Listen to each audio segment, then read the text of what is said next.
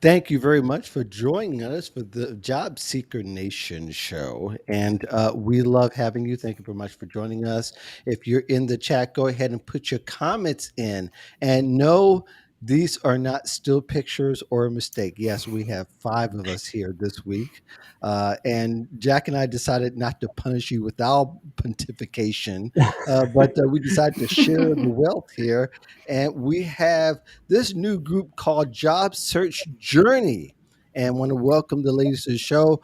Going from my right to your left is Sarah Johnston, and she is there. And Adrienne Tom is next, and I have her graphic up. And I guess it'll be helpful if I just show the names, but I'll do the best I can and do that. And we have Virginia Franco, all makeup Job Search Journey. We thank them for joining the show. Say hi to them. Say welcome. Follow them on LinkedIn and wherever your social channels may go. And of course, I have to say welcome to Jack Kelly. How are you, sir? My But co-host. thanks. Great. Thank you. And hey, I want to congratulate you all. I know how hard it is to start something from scratch, and particularly during a pandemic. And I give you so much credit because it's so hard to do and so involved. And your product looks awesome. And I think people are going to love it. I think it's going to be amazing for job seekers. It's going to be kind of that one-stop shop what they need. So I think you guys are going to just hit it out of the park. So I'm so happy for you. So excited. Right. Thank Thank you. you so much, A- Jack. You're And welcome. Virginia, why don't you go ahead and give a little short explanation of what Job Search Journey is for the folks? Absolutely. Thank you for having us, Mark and Jack. So, Job Search Journey is the first global marketplace for job seekers. We have scripts, templates, worksheets, DIY support for job seekers from application to offer. And the coolest part is that it is creators that are industry experts, people that have been doing this forever with backgrounds in journalism, HR, recruiting, are the ones that are putting together the products, and they charge way more in their own private practices, but they're committed to giving job seekers an opportunity to land jobs they love without breaking the bank. That is It's great. very cool. And Adrian Tom, to the north of us in Canada, That's um, right. how did you guys get together? How did you all meet? First of all, I mean, you just don't randomly pick a couple of business partners and go forward. That's right. So I think we met for the very first time on LinkedIn, just part of the industry, getting to know each other through different interactions on the site. And then we had the pleasure of meeting in real life for the first time in San Diego about 2 years ago at Career Thought Leaders Conference. And that's where we came to recognize that we had a shared passion for helping job seekers and that we wanted to come up with something that was it made job search a little bit more equitable and accessible to job seekers all over the world. Cool. And Sarah, finally, you have you guys are at different ends of the country. So how do you guys work together? We Sorry. we have just like I've been self-employed for a while now, for 5 years. And so I've learned how to navigate the interwebs, and we have our own WhatsApp that we message each other on, and shared documents, and just constant communication. So we've been figuring out this whole remote work for a while now. I want to give a mention to people in the comments. I noticed some folks that are regular commenters on our I was content. going to get to that. Oh, I'm sorry. I'm sorry. Craig I was Davis is going to just get to the that, nicest but guy on LinkedIn. I just have to I say hello to agree. Craig. yeah, well, I do want, I was going to get to that. Remember your turn. You had your turn Oh, already. sorry. That's all right. Craig, thank you very much for joining us. Santina, she says that she loved the content these ladies have created. So do I. That's why they're the only peoples I let loose on my podcast. If you haven't listened to that, look for that. The Voice of Job Seekers. Look for them. My voice is not on there at all for the first time in 8 years that I did the podcast. So I wanted them to have that time, and you guys renamed yourself. You guys were first Job Search. secret weapon, and now it's job search journey. We'll talk more about that later. But you saw you saw their URL, jobsearchjourney.com. You'll see it some more. Let's get on with the show. We got some resume topics. We're talking about everything resume. So if you got resume questions, feel free to put it in the chat. We love for you to interact, and we'll always interrupt what we're doing to talk about what you need to do. So here's what we need to do with this topic. There's so much, and I'm going to give a little bit of context, and I may change the context a little bit each time. But really, there is still this context, or there's this dialogue that we're still having about the ATS. And probably you all have read the article saying that Harvard saying that they're missing really good candidates through the scanning of the ATS. But really, for those of us who've been in the career profession for a while, and I mean a while, we know that that is all the case. That's always been the case, that the ATS is going to miss some really good candidates. And it could be one, we don't know if it's one tweak or if it's several tweaks that people need to do. But how do we kind of parse the seas here in between what's really good ATS and what's bad? Or maybe you guys might, and I'm going to start with Virginia once again, to kind of give us an idea of what is what you've been hearing, what you've been seeing. Maybe there might be one or two things that people might be able to do different and what they're getting caught on. I mean, besides the obvious stuff, we know that grammar's bad, formats could be bad, misinformation is definitely not always trackable, but that's always a worst case scenario. So start us out a little bit with that. Yeah, well, your point is spot on. These problems have been going on for a long time, but if you think ATS is bad, imagine if there was no software filing system in place and one person was in charge of the thousands and Mhm. thousands of documents that came in. ATS is a filing system, nothing more and nothing less. It does the biggest myth that I have seen is that it kicks you out. ATS doesn't kick you out, but what it can do is not give you credit for the right things, or maybe it doesn't see everything it needs to. So there's some really easy fixes that you can do to make sure that the software is reading everything correctly. First and foremost, if you submit a Word document, don't put your contact information in a header in Microsoft Word. It'll never read it. Um, if you use text boxes or you use one of those templates where you have little boxes, Canva has them, even Microsoft, there's lots of programs that have templates where you're entering information in a text box.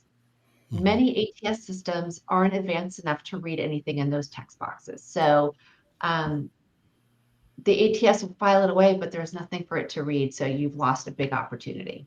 Right. Adrian, in your estimation and for what you've seen and what you've experienced, because you've been in the business for a long time as well, y- the templates aren't always the best. And probably, there's so many big businesses that are using templates.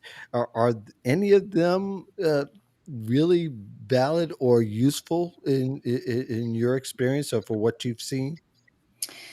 Yeah, and I think it's hard for job seekers to really identify which ones those are. I think that's where it gets tricky. There's a lot out there, and job seekers don't know. But Job Search Journey, we have some great templates on our site that are ATS friendly and designed to be both readable by a person and findable in a system. So I think they do exist. I think it's about finding the right balance of not focusing too much on the design of the file and really focusing more on the content of the file. Because regardless of how that file looks, if it's not formatted effectively, then it is not going to be found in searches in an ATS. Yeah, yeah. Sarah, you've in your experience, of course, all of you write for a lot of C-suite executive, higher management level, a lot of those don't really go through the ATS like you would like a mid-management or a lower management, or rank and file. If I can pick a better choice, I would. But I think the people who are really worried are people who haven't found other ways to kind of get around the ATS. ATS kind of deserves some disruption of some type. What's your opinion on that? Oh, people love to blame the ATS for problems, right? I mean, the Mm, ATS black hole, you could Google it and there's probably like 50,000 articles with that title. right. I worked as a recruiter and I worked in different industries as a recruiter. My last recruiting job was for one of the largest children's hospitals in the country. And we made over 2,000 hires a year, hires, transfers, or rehires. And you would think that in that high volume, we would rely heavily on ATSs to screen candidates out, but we were looking at every single application that came through. That was our practice, to really look at every candidate. For that executive job seeker, there's so much importance and emphasis on direct human relationships. People hire people. And it's so important for job seekers to keep that in mind, whether that be having strategic conversations with search firms, with people like Jack Kelly, or with past colleagues that they've worked with in the past who could vouch for their skill set. But I think at the end of the day, that focus on relationships is really what matters. Yeah. Yep. And I know Jack is a big relationship guy, Yeah. in his experience and the way that he works, right, Jack? Yeah, you know, it's so interesting. Sarah, when you say that, I'm thinking back years, and I would come home after work and I have stacks of resumes, no exaggeration, like, this big, and just going through one by one. And then my dog, two Shelties, but one of them would love to chew on it. So I would go through, and if the resume like really wasn't right, whatever, and I'd have another copy online, crumple up, throw it there, and he'd kind of chew on it. So because it was like a game, it was like a thing we would do, so it was kind of cool. But yeah, you go through each one. But now it's just so much. And I'm curious your thoughts on this. This is going to sound, I don't want this to come across sounding mean or cold-hearted, but Mhm.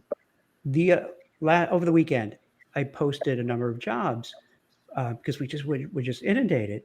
And I figured, hey, I could definitely use some help from just getting some flow. Mhm. And I would say, without exaggeration, let's say I had about 150 responses. Maybe 3 or 4 were okay. Not even like, oh my God, yes, this is perfect, but okay. And Mhm. I would say really like 98+% were completely, like utterly off base, like not at all. And a lot of the narrative is ATS is mean and terrible and whatever. But then I'm starting to think, you know what? We should also say, when people, and this is good, again, I don't mean to disparage anybody or come across rude, but I think what happens when people shoot their shot and send the resumes in when they're just completely off. You know what I mean? It's not like, okay, I have 3 out of 10 ingredients. It's like you have 0 out of 10. It just gums up the whole works, I think. And then when it comes to doing it manually, it's just too much information. I Yeah. mean, Yeah. what do you guys think about that? Sarah, Am I go ahead. wrong about? Am I crazy about that, or is that I think that's as much a problem as maybe people can complain about the ATS. Yeah, Sarah, Yeah. your thoughts on what Jack said? I completely agree. When I first started recruiting, and I'm going to date myself, but it was really when ATS systems became the norm. I remember when my company, which was kind of a forward-thinking company in the early 2000s, implemented an applicant tracking system. It was an early kind of module that was associated, I believe, with PeopleSoft. But we would only get around 15 to 20 applications per position that we posted, and that was on a good day when we, had a great job posting. Today, I'm reading that companies like Microsoft and Apple are seeing 500 applicants per position, and I think you're right. People are trying to shoot their shot, but we've made it so easy for people to apply for positions. That's it. Yeah. And I think sometimes job seekers have this notion that recruiters have all this time on their hands and can respond to every single candidate. And that's also unfair too. What do you think? See, and that's exactly what's running through my mind, because then you could see how like the dominoes fall, because then you have these people who send it saying, hey, HR, recruiters, talent acquisition are terrible and mean because they don't get back. But I was thinking, even if I wanted to, how do I get back to 150 people and give meaningful feedback to them? And then I would say out of that, and my heart goes out because my son just graduated. So you get a lot of college graduates who are, sending in for like, and I am not exaggerating, for an attorney, chief compliance officer for a biotech company. And like they just graduated. Like, what are you doing? And they'll get mad if you don't get back with feedback. But why should I? How do I have the time to get the feedback? So I see what ends up happening. You have all these issues that go on, and people get all angry with each other. Where the job seekers say, "Oh, the recruiters are bad, the companies are bad, what have you? The ATS is bad." But then sometimes you think, well, we got to look at the big picture and talk openly and honestly about it. Otherwise, it's hard to change things. Well, we'll only have Adrienne to chime on in for a hot second, because in Canada, is there a difference in applying to jobs? I mean, as far as where ATS is applied, is there a different strategy? I'm asking you a ridiculous question. I'm asking you to think for all of Canada. I'm not trying to. Yeah, I know That's all. she's I know it all. representing all of I'm Canada. not trying. I'm not trying for you to follow through, but I'm just wondering if there might be a social aspect that we're not considering That's a good point. between That's an interesting how question. Yeah. Americans apply and think about the ATS and what's being communicated Right. So here you're politely and saying what's being Canadians are more communicated in polite than Canada. us. And we're just jerks, and we're like, "Oh yeah, I could do this job." I'd be You're curious being very because they nice have and courteous. I immigration get it. and they have all these different factors that are much more heavier and condensed than the Mhm. United States. Honestly, from what I've seen, it's exactly the same. We have the Yeah. same processes, the same systems, and the same problems. I was helping a hiring manager review resumes for a position. It was just like what Jack said. The majority of the resumes received for the role were not even related to the job. So the same issues we are seeing here as well. And what do you think? Is Yeah. it because it's just so easy to apply? Yeah. So that it's like you're on your phone, boom, you just apply. So yeah, well, let's try it. Boop, boop, boop, set it out. I think it's twofold. I think there's a lot of people who use a resume as a crutch. They think, if I just send in a resume, that's going to get me a job. And then, yes, it's easy apply. It's easy to apply to jobs and not have to put a lot of thought behind it.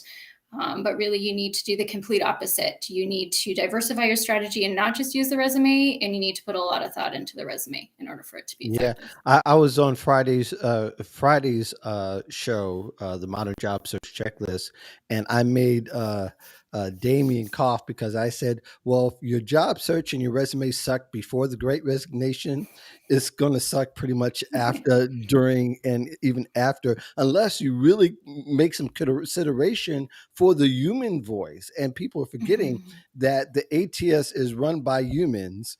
And, it helps if you can get directly to a human, but most people do choose to go through the process and think that just because there's a great resignation, there's going to be this wave to ride. And I think that's where a lot of people are starting to get lost. And I think that uptick from 250 to 500 might be kind of significant when you think about it. Right, Virginia? Yeah, I know it's been super chaotic. And I feel for recruiters having, dealing with the reputation of being horrible ghosters. It's made me reflect in the last couple of years about how I even respond to people. I'm not a recruiter, but just in my personal life, I had my air conditioning break recently, and I had to talk to a bunch of HVAC guys, and it didn't occur to me to go back to the 3 other people that I didn't select and say, hey, I didn't choose you. And that was only 4 people. I can't imagine if it was 500, what that would look like. So I think about what we do in our own lives. And if you're like me and you don't get back to your HVAC people, don't get mad at recruiters. So Yeah, I think the education has been, Sarah, that, because it's ATS, automatically the human aspect is being taken out and excluded from it, when actually it plays a part just more on the back end and making the final decisions, right? Absolutely. A human is always making that decision for the candidate, unless of course the company has set up some AI as part of their system, maybe some screen out questions, and it's a role where there isn't an in-person interview that takes place, and the computer makes those choices based on screen out questions. For the most part, most of the candidates that we're talking about, most of the job seekers, a human is involved in the hiring and recruitment process. Yes, thank Do you you. think? And Do you I think? Let me go wait. ahead, Okay, Jack. do you think that for people who are looking for a job, yes, send out the resumes, but are they better off spending more time tapping into their network and trying to find someone who works at the company to get them in, to put a good word for it as a time investment? Is that something you would suggest? Hey, if you're going to devote X amount of time every day, that should be a good chunk of it. I think Personally, go ahead. Sorry. I've always recommended spend 85 to 90% of your time, reverse engineer the process, come up with 20 companies you're interested in, figure out who you know and who you need to know, and get those conversations going. Every time you talk to someone, close out the conversation by asking for 3 additional names, and then focus just 10% of your time, or whatever the leftover math is, to apply online. So many of my clients, applying online is a part of the process, but it's not the part, and it's certainly not the primary point of entry. Because people want to hire people they trust and they have even a minor connection with. And what should they do? Should they send like a LinkedIn invite or in-mail, or so if someone who's watching this now or watching it when we replay it, what would you suggest? Because it's a little scary to ask for that, what's the best way to handle that? Sarah, did you want to? Sure. I would say that I've landed 2 jobs through what's called the hidden job market. I have a spouse who has his job has taken us all over the country, and I've had to navigate the job market in places where I didn't know anyone. And my strategy, and this is what I would tell a job seeker to do as well, is to look at the communication method that makes sense for that target individual. So you can go on LinkedIn and see if they've been active, if they've produced any content on LinkedIn, or they've liked any content over the last 90 days. If they have, and LinkedIn tells you that, then that would be the place that I would potentially go to message that individual. That way they can also see your about section on your LinkedIn profile and see how you connect to their pain points. If they're not active on LinkedIn, I suggest email, or maybe even Twitter if they're in the startup space. The beauty of email is that there's some great tools right now like MailTrack that will actually allow you to know if someone opened your email message. And as a job seeker sending cold messages to someone, this insider information could be really helpful, because if they don't open your email, then you at least know that you need to find another way to make outreach or contact to that person. Yes. Varsha had said it's unfortunate that candidates feel infographics and flashy stuff on the resume is what creates a difference. Content is seldom thought about. And that's probably right on the money, right, Adrienne? I mean, really, it is about your experience, skills, and not so much the physical part of the resume. I think a lot of people, like I mentioned before, put a lot of emphasis on how the resume looks and not what it says, and it needs to Right. be the opposite. I think how it's packaged is important. It needs to be easy to read, it needs to be easy to follow and absorb, but really it's about relevant information. Put yourself in the reader's shoes. What are they looking for? What are their pain points? Is everything you're sharing in the file relevant to their needs? If it's not, then it shouldn't be in there, and that's a good starting point. And if they have the right audience, hopefully, because a lot of people, like Jack had, people are sending in resumes to any opening, whether they want to, they're qualified or not, and that's a big That's why I problem. think Sarah's right, and Virginia Yeah. and Adrienne, that you're probably better off. I mean, you send it, but probably better off spending your time trying to get your foot in the door by finding that right person, because it seems like just a numbers game. Yeah. If 500 responses, like you were saying, to go to a top company, oh my God, how hard is that to stand out? But if you could find somebody in the company who's going to vouch for you and give you, a good recommendation, that makes all the difference. And I'd imagine, tell me what you think about this too. I'd imagine if you have this, tidal wave of resumes, but then someone comes in and says, hey, Mark, why don't you take a look at, Sarah and Adrienne and Virginia? They're great. Here's why they're great. It would make the hiring manager be like, thanks. Okay, now I don't have to look at 490 something other resumes. Let me just focus on these. And I think it works for both sides then. Yeah, I think it's very tough to really it is really tough because people are coming from different experiences and they're hearing all this data and this information, and you're really writing for one audience, and that is what you're being hired for. And it doesn't matter what all the other things. If you can make that give that a substantial boost in your resume, then I think you cut off half the battle. How it looks, and all these different tricks and things you hear about putting in the white space, and how you all these different myths. Yes, they are myths. And there are people who are trying to still game the system by Mhm. doing all these different tricks. They don't work when if your resume doesn't say anything before it goes through the ATS, it's not going to say much more after it goes through the ATS. So I think what we'll do here is we're going to move on to the next topic because I love to hear this. This is probably going to be my favorite right here. And I'm going to start with Virginia. Uh, Topic, and it's really not a topic. You're going to kind of give your onesies on this one. I wish more job seekers would include blank on their resumes and less blank. I love Mad Libs. So I wish more job seekers would include more accomplishments and less responsibilities. Um, People, especially once you get higher up the ladder, they assume they don't care about what you're doing day in and day out. They want to know what you were challenged to do and how you can prove that you did it. And what the beauty of sort of figuring that out is it really almost magically transforms each job experience in a resume from 15 bullets to 5 or 6. Mhm. Um, it's the best way to pare down a resume and cut out all the clutter. And people, when they see results, it sticks with them.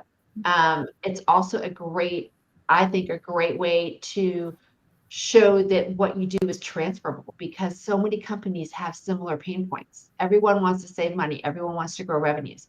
And when they see that, they're more likely to think to overcome the concern that, well, you don't Mhm. understand my particular widget or industry. You're showing the results. Yeah, yeah. I'll have everybody chime in on each other's in a second. I want to be sure I want to get to everybody. Adrian, I wish more job seekers would include blank on their resumes and less blank. I'm going to say I wish job seekers would include more balance and moderation with how they format the information versus a one track approach that makes the file difficult to read. So, for example, I see a lot of resumes where people just bullet barf and they just have hundreds of bullet points on their resumes that go on, or they have these really dense, heavy paragraphs that are difficult to read. There's no white space. People need to consider the reader, especially those that are reading on maybe a small device, and they need to use things in moderation. So maybe a combination of a short paragraph, a few bullet statements, the right white space, and maybe a little bit of design components. So too much of any one thing is not a good thing in a resume. Yeah, yeah. Okay. All right. Sarah, your turn. I think companies today want to hire well-rounded employees who are focused on diversity, equity, and inclusion and creating a culture where people love coming to work. And so when I write a resume, I like to include different aspects of the person's character or their essential skills on the document. So we might include employee engagement results, diversity, equity, and inclusion initiatives. Maybe we would include a leadership philosophy, more of a whole picture of a person. When you get down to the final 2 or 3 candidates for an opportunity, often these candidates have pretty similar backgrounds with pretty similar results. But what's going to differentiate a top candidate is someone with people skills, essential skills, those soft skills. And so a great resume highlights that as well. So you wish more job seekers would include soft and essential skills and less what? less pictures, no pictures on a resume, no No recruiter pictures. your headshot. You They're going to know, automatically throw it in the like unconscious bias folder because it has a picture on there. So just we don't do can. it. I think there's certain industries that can argue that a little bit differently, but we'll table that for another time. Jack, Unless Um, you're a movie star, then include your bio, your picture. well, and I would argue, I had somebody on my show probably about 6, 7 years ago who wrote resumes for dental hygienists in a city. And apparently there's a lot of dentists in the state. And he said by putting pictures on it, it improved that person's possibilities of getting hired. Because they have good So, teeth. well, People's- I don't know if that played a part of it, Actually, but that's what I I was pretty will good, right? say, That's what I'm I was not going to thinking. go I to this will say place. that They're horrible teeth. Yeah. there's an aesthetic, and one could argue whether it might be the aesthetic part might say something else. I'm not going to go down that rabbit hole, but I will say that there's some other industries where I know somebody who works as a VP in a bank industry, and she had her picture on her resume. She's always put it, and she's always gotten jobs. She's a VP in a marketing area of a major bank, and she had a picture. So I might argue that part of it, but I know in general that's not a good idea because that's the quickest way to buy us, and Well, even what do for you, Mark, what older do you think about Americans. this, ladies? What do you think about this too? With TikTok, I mean, I think they now surpassed YouTube in the Yes. amount of people, watching, and they definitely have a career site, and they're building out a job board and all that, and they want people to submit video resumes. Have you heard? I don't know. And I know you guys just started with your new startup, but have you heard of people looking and saying, "Hey, what do I do about this? Is this something I should try? Is this a thing?" I mean, I looked on TikTok and we looked at the company. I looked at the companies that were asking for it and the types of roles. It is a way to see your creative side, and I think companies and industries or job functions where that creativity is really valued are going to be receptive to that and a print resume. And it's interesting. I saw that a lot of the companies said, "Well, submit your video resume," but then you still had to fill out all the information on the ATS, through the application. You still needed something in print.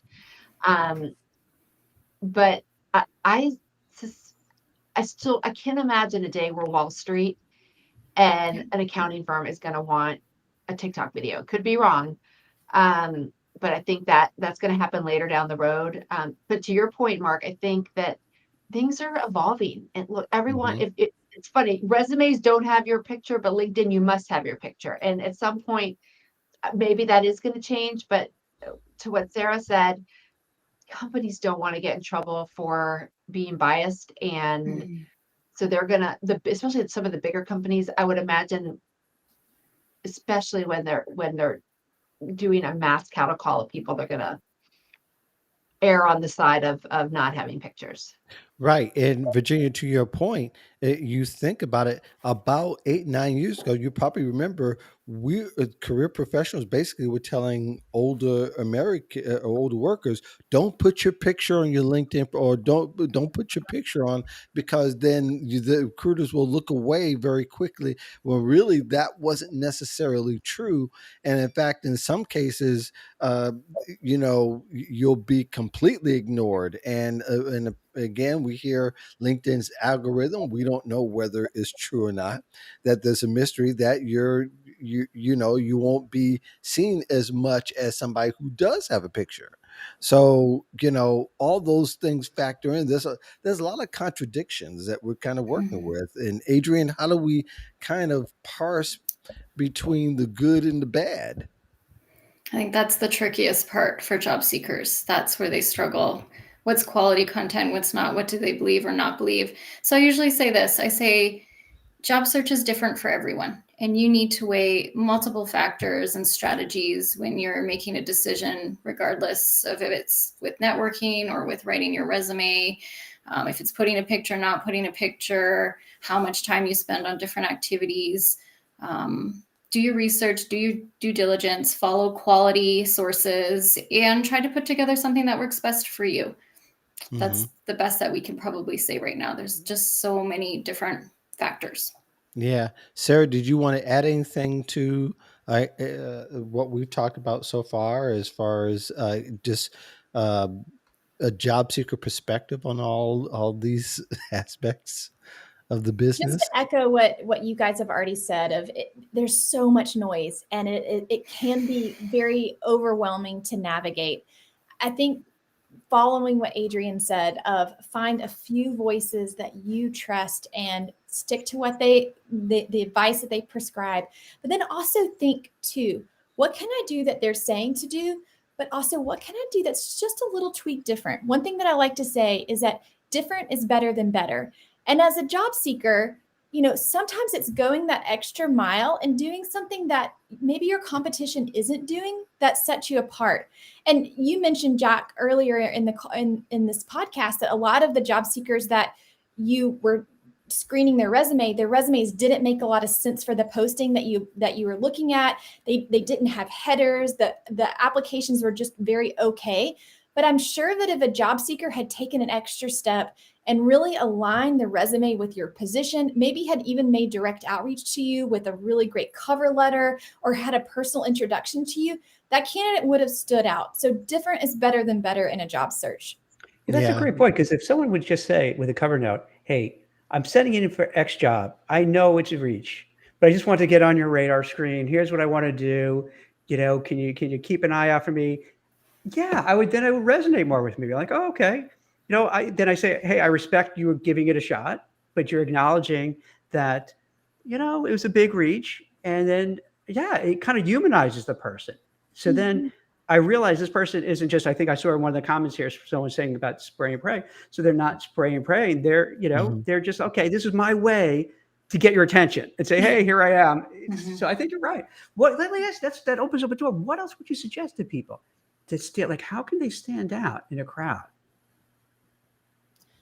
I think you have to think about your target audience. I read the best resume this week, and it was by a job seeker who shared it on LinkedIn. She was applying for an internship with Google, and she made her resume look like the Google search. And it was so cool the way that she laid out her experience in the design. Now, I think it was more of a cover resume, and she had an actual resume that was ATS friendly, but it was so eye-catching and interesting. I think for other people, it's really all about relationship connecting, finding someone on the inside who you can have a conversation with, who can make that introduction. It sounds so simple and so easy, but job seekers overlook it. They don't take those extra steps to find an insider. Well, let me do this. Let me throw a question that will be a kind of a sub point, if you will, based on what TikTok is mentioned. Since TikTok was mentioned, and I think it's very important. I think we've all been in those discussions because I've seen each of your names on these threads here talking about video resumes. Does video muddy the pool of the attention of the resume? Virginia? Does it muddy the pool? Yes. Does it make it, does it help someone stand out whether they have a good one or not? I mean, are people going to be looking at production and be influenced by that than what somebody will have actually on paper? I mean, the possibilities are particularly there because you have a live breathing medium where somebody can show their personality, show the human side, as opposed to a resume, unless a referral, it may be great on paper, but could be lost in translation. So I think that it depends on the industry that you're targeting. If you, just like if you're a cruddy writer, if you're a cruddy video filmer, that is not going to be well received in certain industries where your ability to edit and do sound and all of that are really important. So I think it could help you in those areas or hurt you, depending. And then again, as I said earlier, you have to think about if that format might be received well in that industry. I don't know that an accounting firm is going to go crazy over a video where someone in marketing might.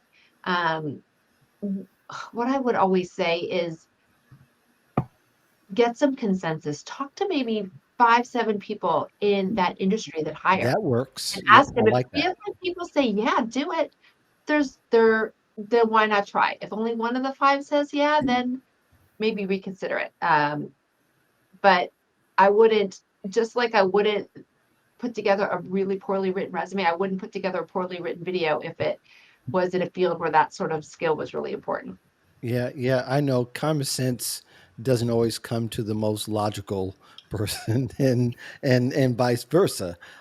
Adrian?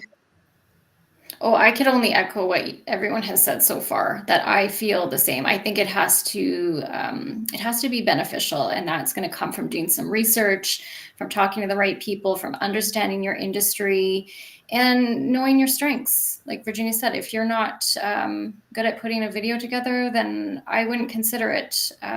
There are alternatives that you can explore potentially to stand out in ways that would make you look better in the long run. Yeah, See, I yeah. would love videos. I think as a recruiter, selfishly, and I'm being honest, selfishly, is that because if you see a short video, I don't care the quality, because then it's like having an interview right away. Because then they'll say, "Hey, And I'm so and so. Here's what I do. Here's my responsibilities," and kind of give their elevator pitch what they do. I'm like, "Oh, okay, cool." it This disrupts just the process. it just It makes it disrupts the easier process, because and now it I makes know. it easier for you to stand out, even if it's a lousy quality. Yeah, Quality. If there is quality in the voice and itself, what and they're I'm not talking talking about about. the Yeah. sound. Okay. I'm But not But Jack, talking but about like, the we've sound. But talked go about ahead, you Sarah. getting so many resumes. What if you got 200 videos? How do you go through all those oh, that's and a good like point. consume All right. them? I don't But know. at Yeah, this and you can particular work for a point, marketing who's going to agency get where to? you're I looking didn't at think that that far stuff. ahead, Sarah. At this particular point, who's going to get 200 I should have videos? thought that would be, yeah, that would be really rough. How do Who's you going to get do? 200 videos? Is All probably right. It would have to my be point. like 30 seconds maybe, so you can kind of go through it That really quickly, I that would Uh, suppose. be it the took me shorter the better, 27 takes to obviously. do my cover story. If I had to do a video resume, there's no way I'd film that myself. I'd be outsourcing All for right, let me throw sure. the other side. Yeah. How would it be fair if, like, and this won't happen, but would it be fair if companies had to do videos about the job? So let's say I'm a hiring manager at a company, to say, hey, I'm the hiring manager. Here's what we're looking for, and so on. And you see the office, because then you might look at, oh my God, Jack's a jerk. I don't want to work for him. I'm going to avoid this. Or they may see someone and go, oh wow, I really like that person. And then you look, and then you could look around the office and say, this is so cool. That's You know, brilliant. wouldn't that be nice on both sides to make it, But there may come a day where what I'm afraid of. The only thing I'm afraid of as far as videos is right now video interviewing is going on, and some people won't see doesn't they don't see another person because they interview in front of an avatar. That's oh, the that's first thing Kara, they I'm do. not Mm. down with that. That I just, And although we're not oh, fans of it, it's for the recruiter and the employer on the other side looking at and managing this process is so easy to do. But yet the bias also sets in. It is not even biased by a human, it's biased by whoever well, you know programmed it. what? That Maybe if that the isn't so bad, because this way you don't have that, because it is uncomfortable when you're but in an they interview but and you there's have going that to face to be face. anomalies. There's going to be Hmm. anomalies in both instances, and I think Mhm. that's something, Jack, you and I will have to dissect a little bit further in the future. But I thought that was a very interesting discussion. We went from resumes to video, which I think is a logical progression these days, being that we're in the age of video, and it's only going to advance. It's not going to be scaled back whatsoever. Let's move on. Resume gaps and traps, and I know you guys will also love this particular topic too. Virginia, I think this is one of your favorites. We were talking. What's more challenging for job seekers to present, and why? Is a resume gap more challenging to fill? To kind of clear and to make kind of bridge the gap, or the traps where there might be timeline issues, there might be discrepancy information, not more of something and less of something else. What's more challenging for you think you've seen in your practice with job seekers? So when I was first thinking about this, to me, a gap is either a big time between jobs, or you're currently unemployed. And then a trap that people often worry about is that they appear to be a job hopper, or they appear to jump around industries. So that's where, certain unconscious biases come into play. Um, they both have their challenges. To me, the trap is easiest to overcome, because usually someone who has a very short tenure with a role, as long as they got in and have something to show for it that ties back to what they want to do next, it's an easier story to tell. The gaps, especially when the gap is recent, it's a little bit more of a challenge. That doesn't mean it can't be overcome. I am a huge advocate of calling out the reason for the gap, and quickly, and then moving on and showing what you've done during the time. And if there's ever going to be a time to have a gap where people are going to show a little bit of grace, it's right now. Yep. Adrienne?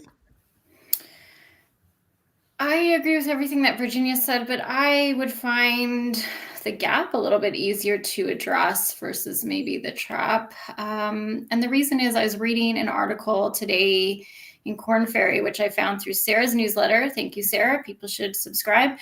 That said that there's about 3.4 million people that have been unemployed for at least 6 months. And so this suggests that, job gaps are definitely more common, and there is less stigma that seems to be attached to them. After all we've gone through these past 18 plus months, I think more employers understand how challenging things have been. But that doesn't mean you shouldn't address the gap and be able to, or even potentially fill it during the time that you've been unemployed. It could be with volunteer work. It could be with part-time or consulting. It's how you all position your information in a way that still is relevant to the reader. And if you can do that and still demonstrate strengths in different ways, then I think you have a better chance overall. Yeah. Sarah? We've already gotten some really great insights. The things that I will add, I agree that the gap is probably the easiest story to cover. And, speaking as a former corporate recruiter, I know that recruiters are looking at a resume looking for red flags. So when they see that you are not employed, or maybe that there's a gap, they're wondering, what's the story here? So when you look at the research, the research shows that a recruiter is much more willing to overlook a gap if they know the reason why. So a very short explanation, as Virginia mentioned, is really a great way to just mitigate that gap. And it will give the recruiter some peace, because in the back of their mind, they're thinking, well, did this person just walk off the floor of their employer? Did they leave on bad terms? When in reality, maybe you left because of a COVID down, a layoff, or maybe to care for an aging parent. And that's information that people are really sympathetic to. The other thing that I'll say, and this may be a hot topic and maybe something that you disagree on, but sometimes resume writers, when writing resumes where there's traps, where maybe the job seeker had multiple jobs within a short time period, sometimes it may make sense to not show all of the positions that the person had, and to just use years of experience only and not month plus year, and to just show the work that's relevant to the position that that individual is going for, or to group those positions together. I believe that a resume is a marketing document, an application is a legal document. And so you have to really think about a strategy when you're creating a resume. Interesting. Jack, a recruiter's perspective, what Sarah said at first, is that true? Yeah, but if I could, let me, because I see time is going by. I'm really curious, with your new startup, are you seeing any particular areas that people are gravitating towards that shows maybe the pain points that job seekers have? Is it for the resumes or other, career coaching? Have you seen that data yet? It's still really early. From our beta site, we know that the resume for a lot of people is their very first feeling of job search. I'm going to apply for a job. I need a resume. And then once they've got the resume in their hands, then they realize how much a job search entails, and then they need other resources or other assistance. But for most people, the resume is the first point of entry. And I Yeah. guess the people who might go to your site might start out with the resume because they're starting from scratch, and then they get the resume. Then they say, I could use some career coaching, and then I could use something else, and take advantage of the other offerings you have. Is that? Yeah, I would add that the people that are following all of us and realize the importance of networking and outreach, then struggle with what to say. How do I reach out to people I know? How do I reach out to people we don't know? And so we have a lot of scripts that worked for people time and time again. We've gotten great feedback. Those are really popular and really effective. So when you say a script, so for the people watching, a script is that, you have something prepared. So you don't have to, okay, what do I say about this? What do I say about that? You could say, okay, here's something that works over you've seen work over time, and they could just kind of have that so they don't have to start it from scratch. Is that what you mean? Yeah, and a couple of our sellers, they have a product that says here's what you should say if you're reaching out to this level person. Here's what you should say if it's in this industry. And then you can customize, but it's just a great place to start. That's great. That's great. So it could be for like, okay, I'm going to a biotech, I'm going to Wall Street, I'm going to accounting. And this way you could kind of tailor it so you don't have to think like, all right, what do I say? What do I do? What works? That's awesome. Yeah. Seeing a lot of people look at that too. It's called Glowing Introductions. Diana Chan created it. I'm sorry, what's it called? It's called Glowing Introductions. Okay, cool. Oh, that's great. I could see where that's going to be very useful for thousands for years to come. Santina brings up something in the chat that I think is very interesting. I think some of you even seen this already, but she says, I used a grouping technique on my last resume. It worked great to reduce the number of the amount of time the interviewer focused on the 10 jobs I had. And I was just thinking, there was a discussion years ago that we talked a lot about, and probably has continued on. I just have taken myself out of the resume loop, where the months and years were included really was kind of, I mean, it's a needed strategy, but it's also needed just to put years, because if you've just been out of work for months, then you take the months off of it. It kind of takes that out of the question.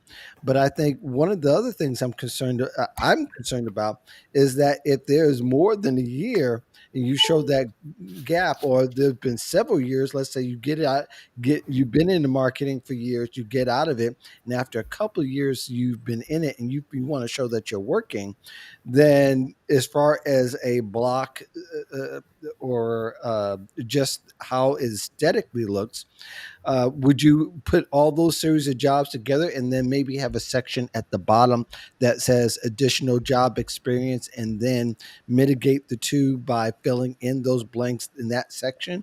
Or what would be a strategy? I mean, just for practical sake. Adrienne, you understand what I'm asking? I'm trying to follow. I think I know what you're saying here. I think what you said as a strategy could definitely work. I think it depends. I hate to say that, but it's something I say a lot when it comes to resume. Well, I love it. I personally love it, because I wrote an article a few weeks ago. Stop giving this one paintbrush advice for everybody to follow, knowing good and well it doesn't fit everybody. But that's right. That's right. So just to think there, you really have to think about your strategy overall.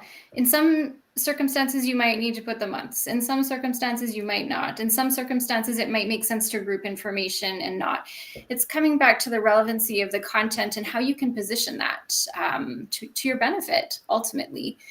Because Sarah said it's a marketing tool. It's all about how you can best market yourself. So you may need to use a different strategy, and it doesn't necessarily have to be just a basic reverse chronological file. It might have a relevant work experience section and other, or it might have everything in that perfect order. It depends. Yeah. Virginia, you have any thoughts on that? No, what Adrienne said.